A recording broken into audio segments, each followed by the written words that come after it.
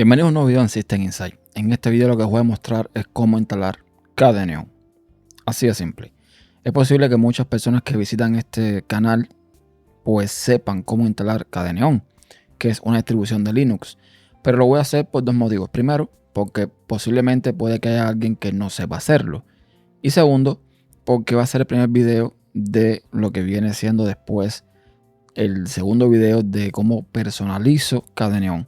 Entonces siempre es bueno empezar por el principio, y el principio es la instalación. Para instalar Kdenlive tenemos que evidentemente descargar el ISO desde la página web de Kdenlive. Así que vamos a neon.kd.org y ahí podemos ir a la parte de descargas y tenemos dos opciones.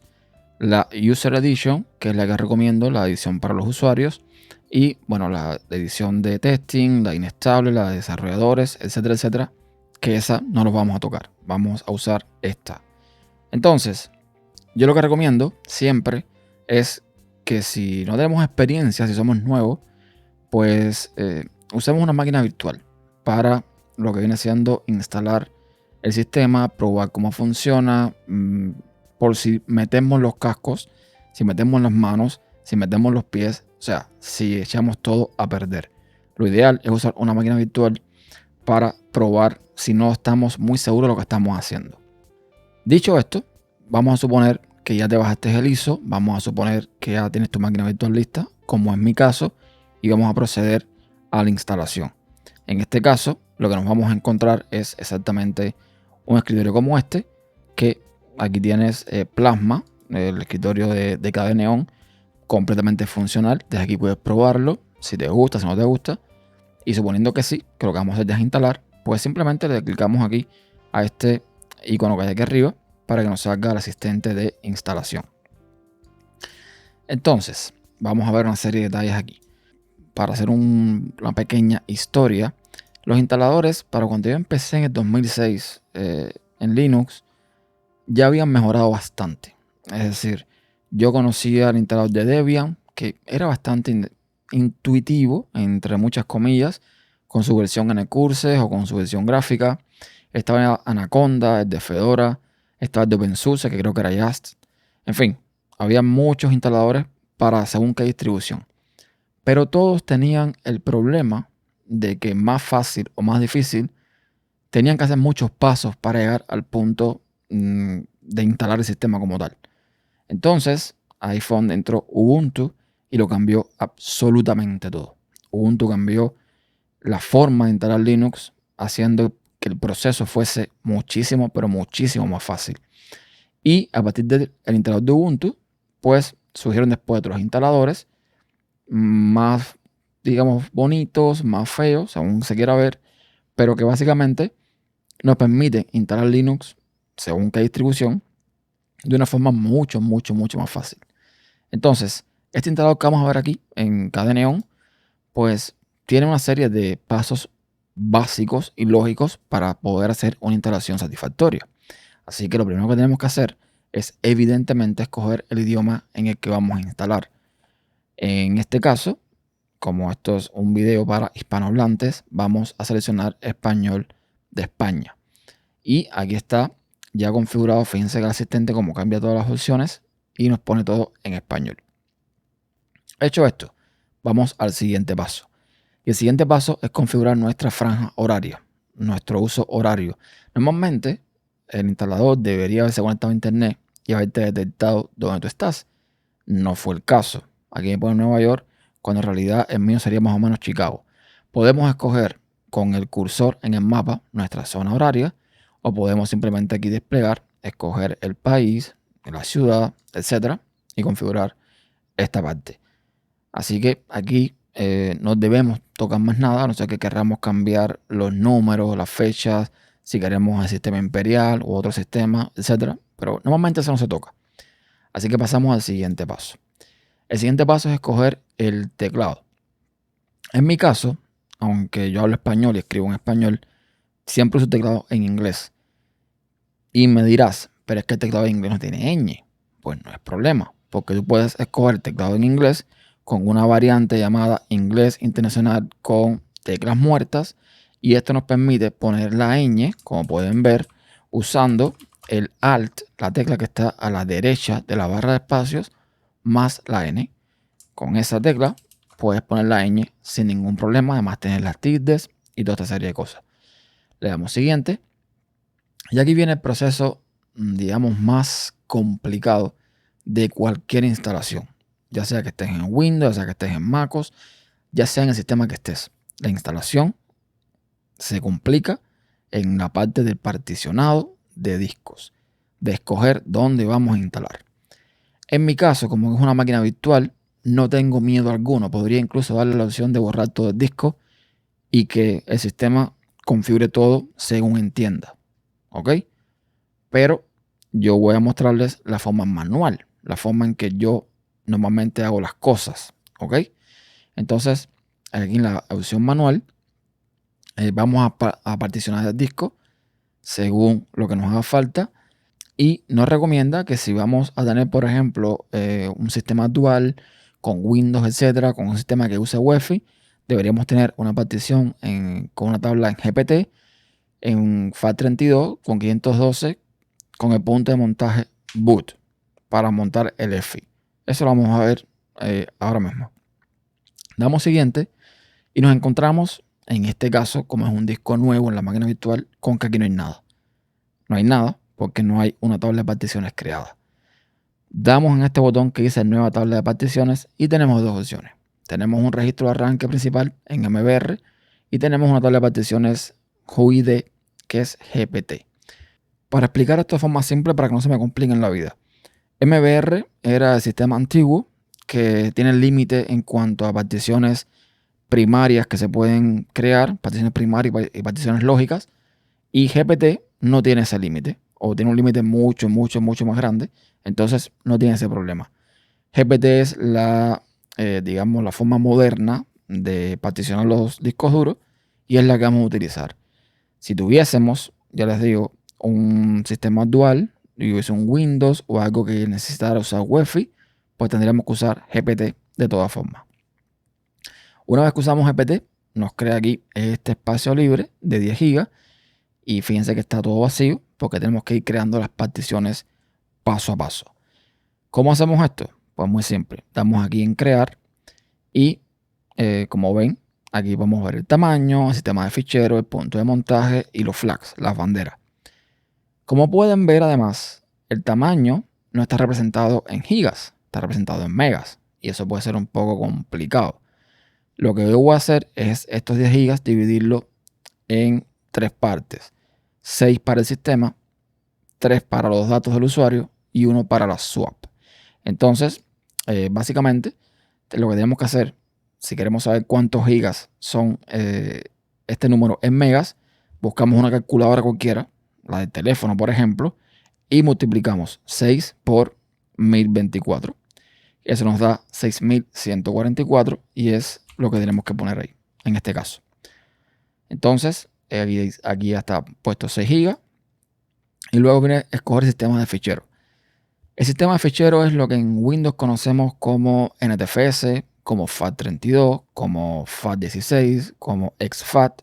Y en MacOS como AFPS, etcétera, etcétera.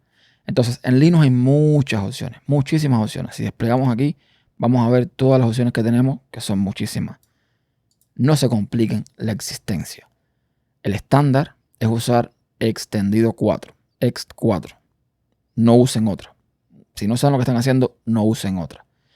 La otra opción que nos ofrece es cifrar esa partición. Y cifrar es algo que yo realmente no haría si no sé lo que estoy haciendo. Por muchos motivos.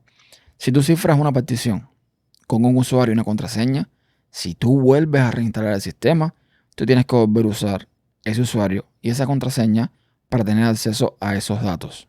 Exactamente los mismos usuarios y contraseñas. De lo contrario, pierdes todo. Ojo con esto.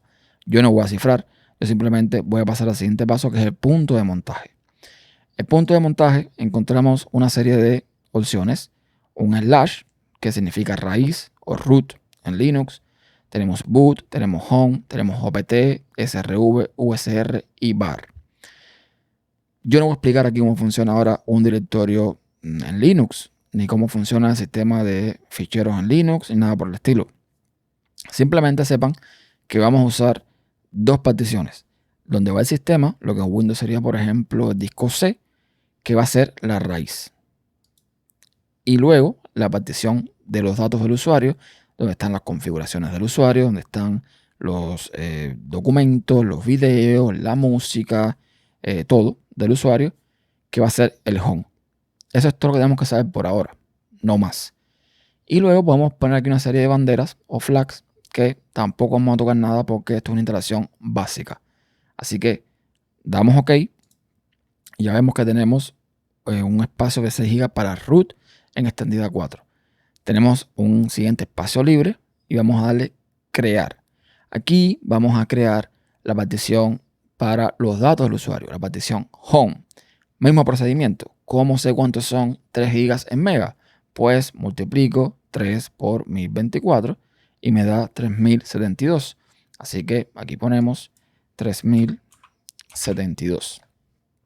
Lo mismo, se queda en extendido 4 sin cifrar y el punto de montaje va a ser home. Ya con esto, cuando le doy OK, fíjense que tenemos dos particiones, una en roja para la raíz, la naranja para los datos del usuario y nos queda un espacio vacío. ¿Qué hacemos con ese espacio vacío? Pues lo que vamos a hacer es usar un área de intercambio que en Linux se llama swap. ¿Qué cosa es la swap? ¿Qué cosa es el área de intercambio?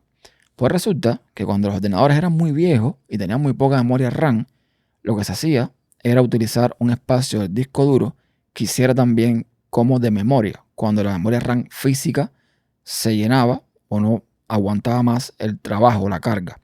Entonces, en Linux lo que se solía hacer era que si tú tenías, por ejemplo, un ordenador con 1 GB de RAM, ponías el doble de swap. Ponías 2 GB de swap. Y si tenías 2 GB de RAM, 4 GB de swap y así sucesivamente. Lo que pasa con esto es que ya cuando tienes más de 8 GB de RAM, usar swap es casi hasta por gusto. Si tú no le das un uso muy intensivo al ordenador. Si tu uso de ordenador es normal, no vas a utilizar prácticamente la swap. En mi caso, que tengo 16 GB, yo nunca uso más de 8 GB.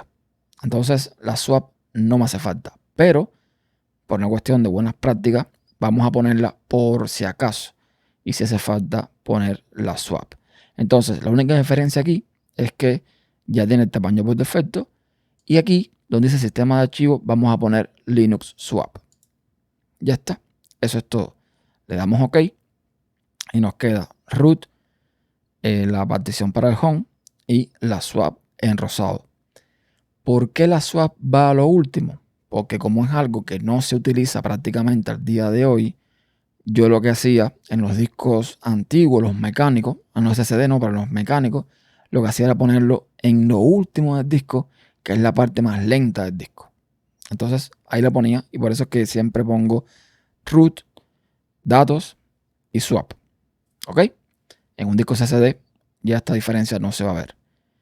Y prácticamente eso es todo. Ya tenemos la partición de raíz del sistema en rojo, la partición para los datos y la partición swap.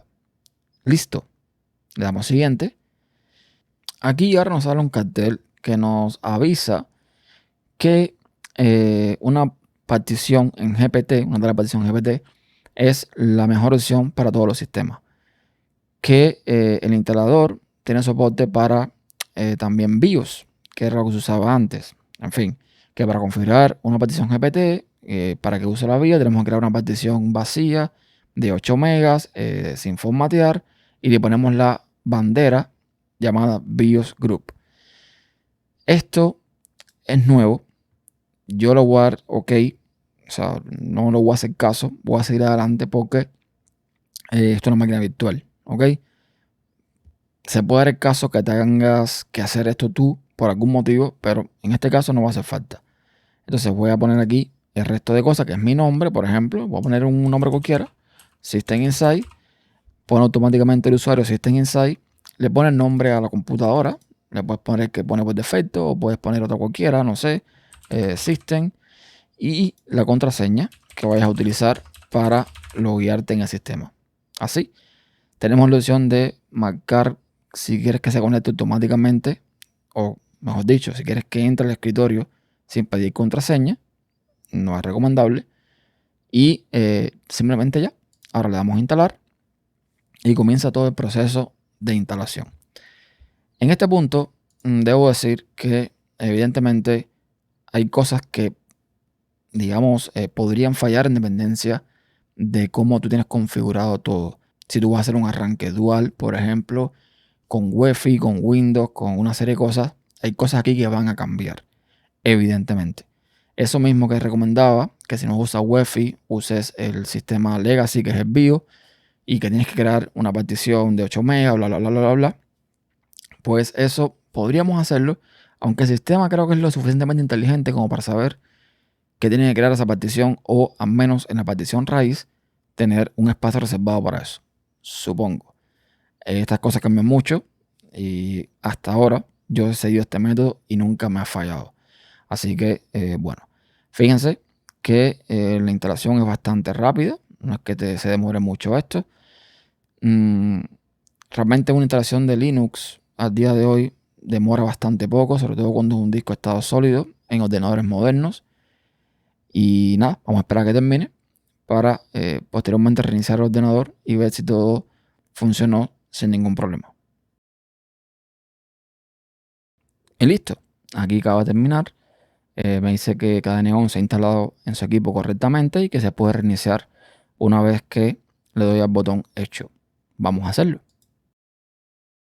Y evidentemente esto cargó sin ningún problema y listo para ser utilizado.